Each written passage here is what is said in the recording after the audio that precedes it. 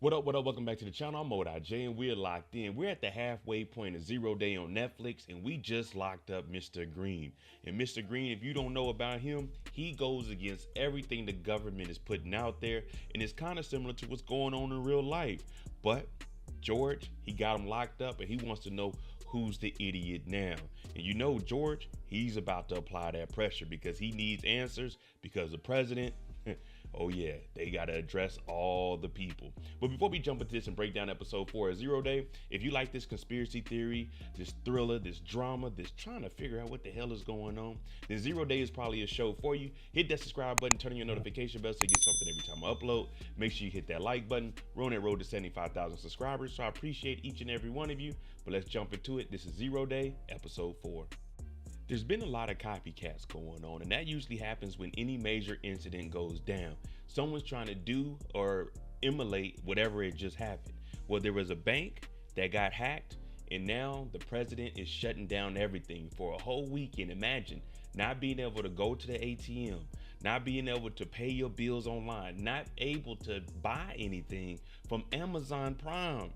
They shut down all financials until they can figure out who did this. Now, stores, they're only going to accept cash. And let's be honest, how many of us are really walking around with cash? I think I got $17 in fives and ones in the kitchen, but that's it.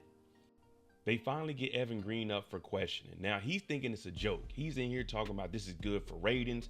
Once people find out I'm arrested, they're going to be trying to hit me up. They're going to be buying merch.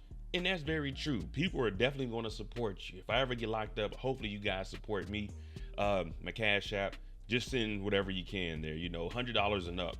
But Evan Green, he thinking it's a joke, but they like, nah, we got text messages from you to known members of the Reapers hacking organization. This isn't a game.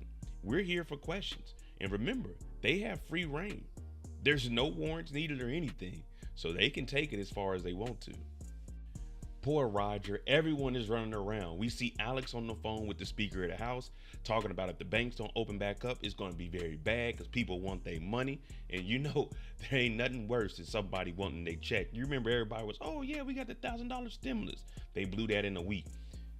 Poor Roger, he's on the phone with Valerie. Valerie's like, you need to get in here and tell us what you know because you gave us pictures from Lyndon about Anna connected to the Reapers and Evan Green and him being tied to the Reapers.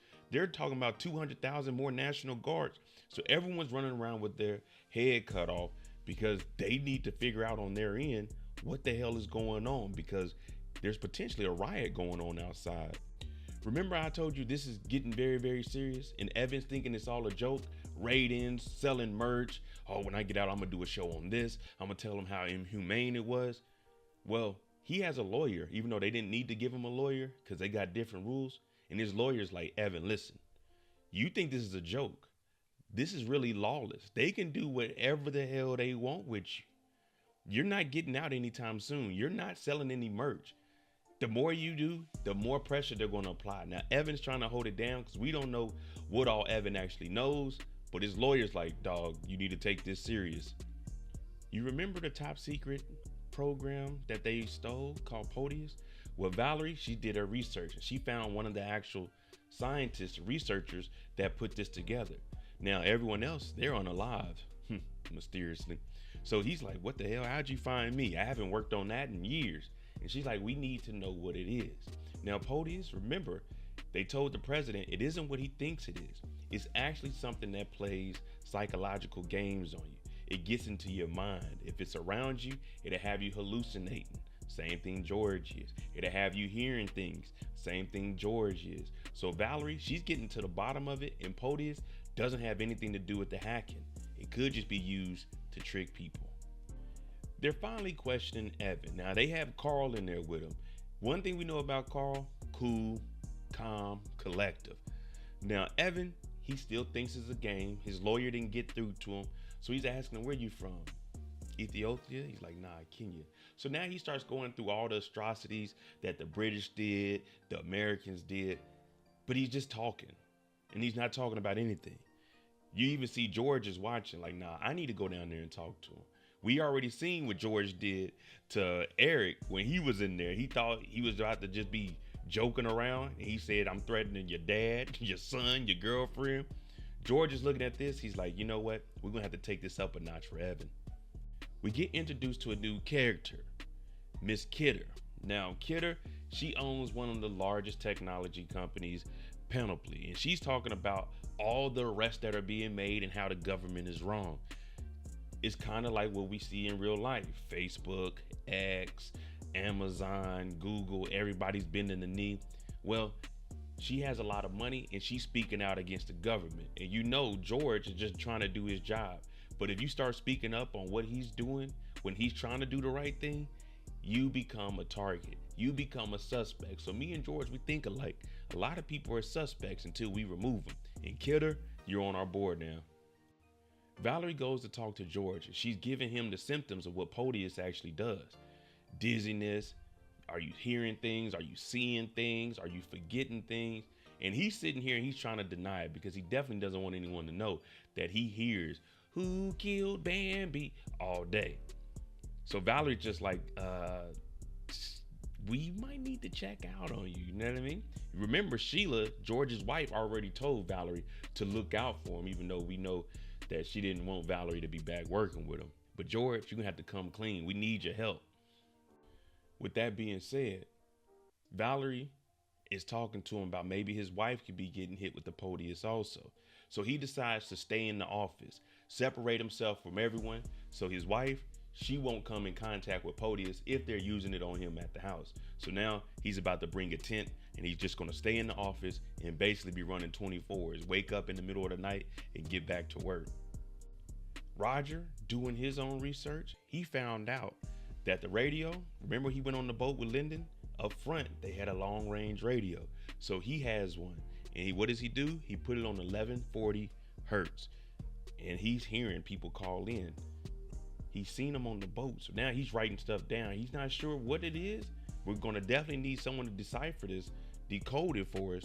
But we know 1140 is what they're talking on the radio to send out codes to each other. The Reapers, man, these guys, they may have just been the small people. This is way bigger than we thought. Remember Miss Kidder? We seen her on TV. Well, George says, bring her in. We'll do an interview with her. He was against it at first, but now she's coming in. And since she has a huge platform, he wants to use her to spread some good information about what they're actually doing here. Now, she has her own stipulations. She's pretty much like, at first you didn't want me. At first you were discrediting me. Now you want to bring me in? If I do this for you, you need to do this for me. George stands on business. George is like, oh, no, we ain't negotiating. If you're going to keep spreading lies, then you go ahead and do that. But George ain't bending the knee for anybody. He's going to do his job and he's going to do it correctly. So he kicks Miss Kidder up out of here. And she's like, huh? She thought she was going to have her way. George ain't playing that. Remember, George is just assigned to this commission. He's a former president. If this doesn't work, he'll still be a former president and life will go on for him. Now you see the people out in the streets talking about, it's my money and I want it now. They go into the stores. What is this Big Saver food mark? It says cash only. As I mentioned earlier, I only got $17. Eggs is already $15. So I can get a dozen eggs and maybe a water and leave up out of there. Hopefully they ain't charging tax. But people are uneasy. They start breaking, they start rioting. They want their money, man. That's one thing you can't mess with. It don't matter if it's a homeless person down to their last 2 or 3 cents, or it's the richest person. No one likes to lose money. Now, you remember Nathan told Roger to get George the hell up out of here, and it'd be best for Roger to go on the run too. He's been talking to Alex about going on the run. Let's do it. Let's just pack up and go. But we know that Roger's working both sides. Roger got wire transfers of $10,000 several times. Roger, he's in too deep, like Mekhi Phife. Shout out to Kanye. So he's telling Alex, I'll be there in 10 minutes. We pack up, we head to Costa Rica. We get the hell up out of here. Roger said, the hell with this, I'm done. On the way to see Alex, he gets stopped. And this man is basically telling him, listen, we got you in our pockets. We own you. We need you to make an announcement and say that George is sick. He's not capable of running this operation. Now, we know he's trying to get on the run because if he drops this bombshell, which he really doesn't have a choice because they'll be after him. If he drops this bombshell, they're going to do a little bit of more digging, a little bit more investigative. Yeah, I'm saying a little bit more because it's crazy right now. Poor Roger, his back is against the wall and he can't come clean to anybody because that's going to put him behind bars. Sheila's worried about George. He hasn't been coming home because he doesn't want her to get hit with the potentiest. She's like, listen, we may need to get it. I'm just going to be honest with you, George. We need to get a doctor. You need to take a cognitive test. See if you can get through these mazes. See if you can remember some words. They bring a doctor in. He got to correlate the color with the actual color on the board. He has to get through a maze. It's all kinds of stuff. She put that timer on and we're looking like, I don't know if George is going to make this. I'm going to be honest. I was like, damn. Good luck, George. We seen Carl try to interrogate Evan. Didn't get anywhere. George, enough of that. George told Carl, give me 2 of those bodyguards. Bring them with us. They go in there. Evan's looking around like, wait, this isn't your normal interrogation. Who are these guys? He sees that it's getting real. George says, what do you know? He's okay, look. It's like 50 things of tax evasion. I'm not paying taxes on my merchandise. I got an offshore account. That's all I know. George is like, that ain't what we here for. He don't even say nothing. They put a plastic bag around Evan's head because they want information on the Reapers. We want information on the hacking organization. George ain't talking. George is sitting there straight face. Carl is sitting there straight face. The 2 security guys, they ain't got a straight face. They got to put in that work face.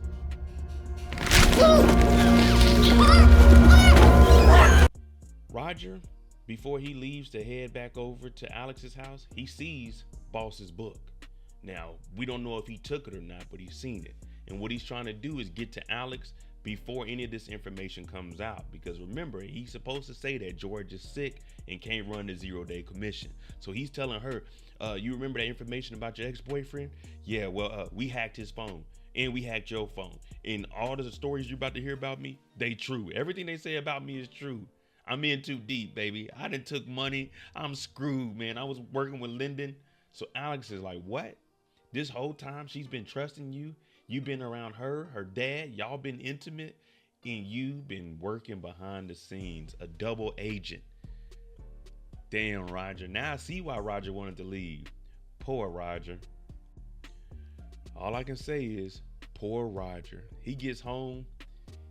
He knows it's over with. He's like, damn, I'm about to just go on a run.